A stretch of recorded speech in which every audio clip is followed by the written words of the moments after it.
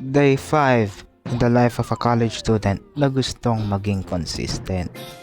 Oo, nasa tricycle na tayo. Hindi na tayo magluluto ng pagkain. Hindi na tayo maghahanda ng kape. Diretso na to sa school.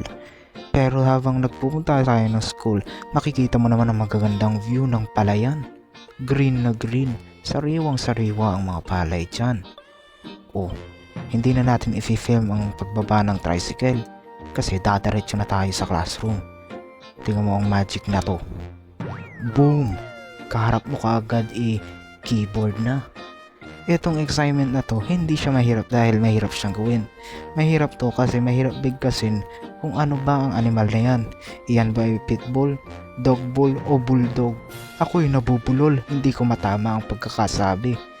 Ang duty ko naman, ang gagawin ko dyan, gagawin ko dapat logo yan. Yang asong yan, ang hirap yan. Gagawin kong logo yan. Gumamit ako ng around 2 hours para gawing logo ang asong yan. Pero bago yan, pinaggawa muna ako ng sarili ko ng exercise or experiment para makita kung nasaan na ba ako in terms of level ng paggawa ng art.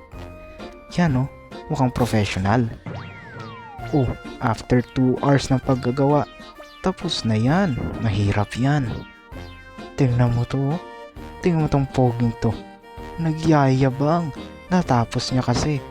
2 hours yan. Di pa kumakain yung batang yan. Oh, tingnan mo. 4 hours later. Nagyayabang ulit. Tingnan mo naman. 44 out of 50. Mali man ng sulat. Pangit man ang drawing. Ayos naman ang grado. Walang magdududa. Tama ka. Oh, yan na. Tapos na ang araw ko sa eskwela. Pauwi na ako. Maghahanap na ako ng mahigaan at makakain. Pero, bago ako umuwi, o-order muna tayo ng pagkain kasi naman, gutom na ako. Paano ba naman yan? Di ako nag-almusal. Hindi rin ako nag-lunch break. 4 hours dire-diretso kaharap ko computer. Gumagawa ako ng logo or ng plates. Oh, yan na oh. Iluluto na lang yung ulam ko. Dadagdagan pa ng additional na uling. Gamitin natin movie magic para mabilis ka agad maluto. Oh, di ba? May clip.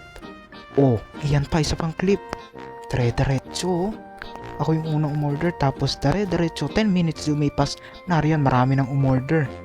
Pero dahil ako yung unang umorder, ako yung nasa gitna. At ako yung pinakaunang maluluto. Ako rin ang pinakaunang uuwi. Yan na oh. Ang ganda, malaki